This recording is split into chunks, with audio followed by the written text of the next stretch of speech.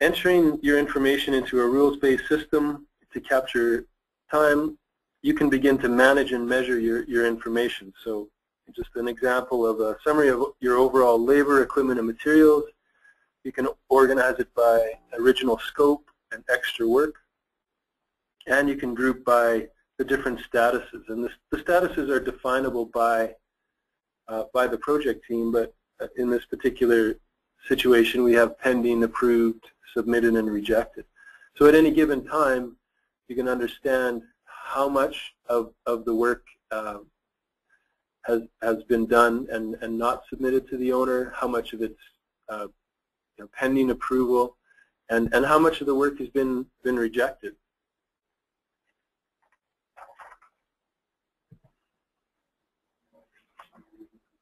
In addition to providing overall stats, we also enable contractors and owners to define a bit of a workflow, and again, the drop down that you see in the middle of the screen is definable by project, so that your timesheets can follow multiple approval routes or paths.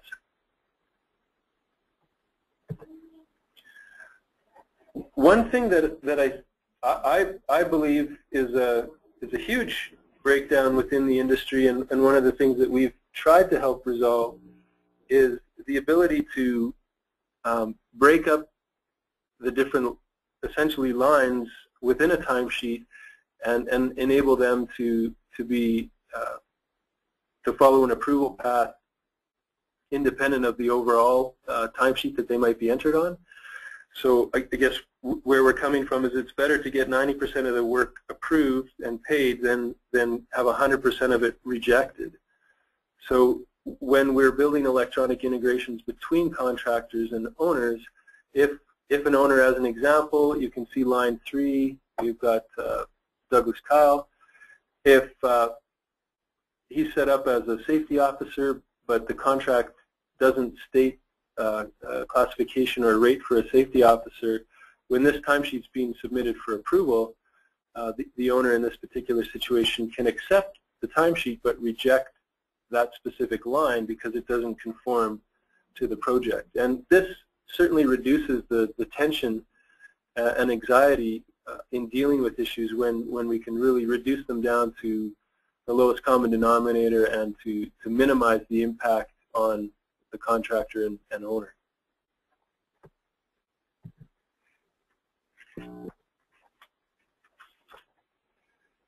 So when it comes to scope management, again, like we talked about, or I mentioned earlier, I mean, there's just a myriad of issues and challenges on large-scale industrial projects when it comes to managing the scope and managing all of the changes and revisions to the work that's being performed. And we're just trying to provide a few tools to help alleviate some of the issues and challenges. So in this particular example, you can see a node within the work breakdown structure that's called delays. And maybe this relates to some specific site instructions that were issued. So you can reference those site instructions. You can note that this particular folder is a change order, and also that it's pending approval.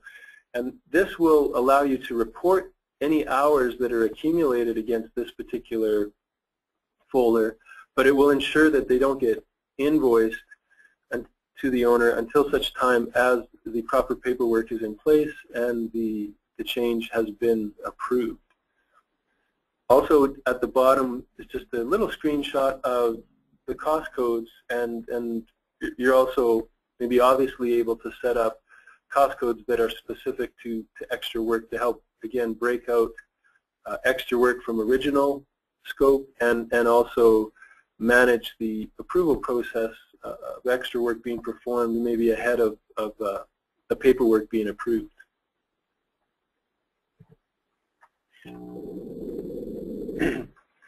This is an example where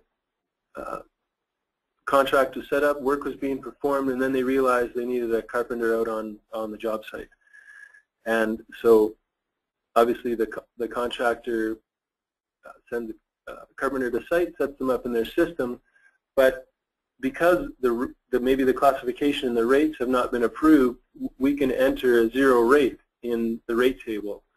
So this will ensure that the individual's hours are recorded and reported against progress, against schedule, but that there won't be any cost associated with those hours until, again, that classification and that rate is approved. And then at that time, we can set that rate up, and DTC will pick up those costs for invoicing purposes.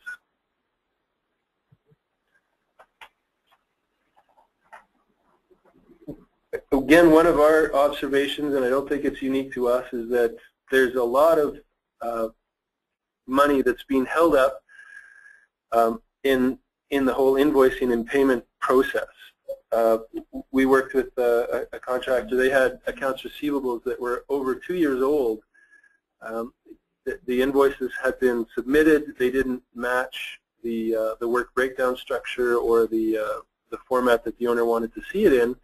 Again, it's not the owner's job to understand the contractor's coding structure, so it was rejected, but nobody really knew what to do with it, and it just sat there. And I saw it up close and personal, and it was $10 million worth of timesheets and backup on a boardroom table that were just sitting in flux.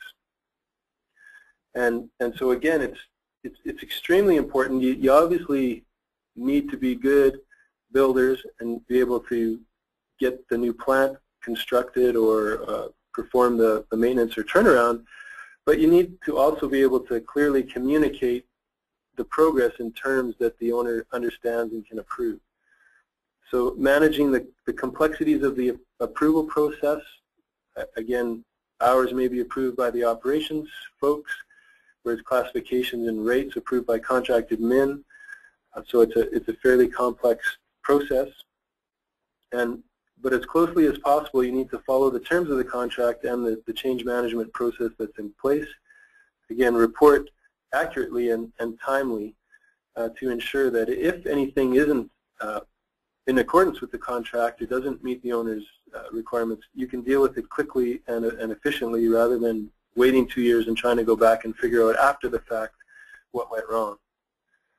And we've seen it. I know not everybody believes us, but we've seen contractors who get paid on time and even early, and we've seen relationships between contractors and owners grow to the point where there's a 90–95% trust factor, and payments are released almost automatically because the amount of discrepancy is so minimal that it's really not worth holding up progress payments or invoices for. We know it's not always an easy task, but we know firsthand that it can be done. So that concludes the majority of the presentation, and we'll just take a quick look to see if anybody has any questions.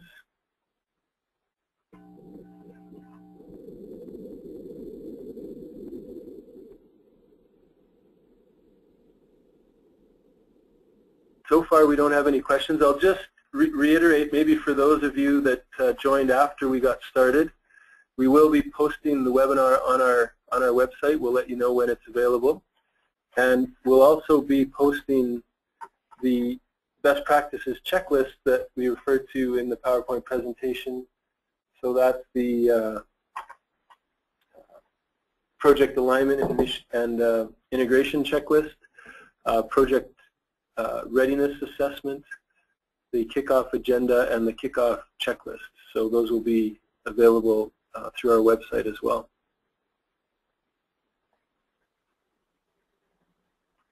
And I'll just hang on for another minute to see if any questions come through.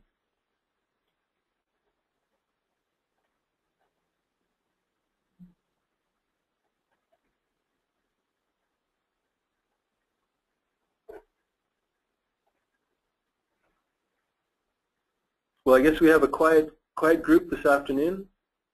No questions, and I think we're maybe about 5 minutes early. So that's my contact information. If you have any questions after the fact, certainly feel free to give us a call or send us an email. We're happy to answer any of those questions and work with you offline on maybe any specific issues that you've got. So thanks so much for joining us today. We truly appreciate it, and we'll follow up as well with a bit of a survey to get some feedback on our presentation from today. Thank you. Bye.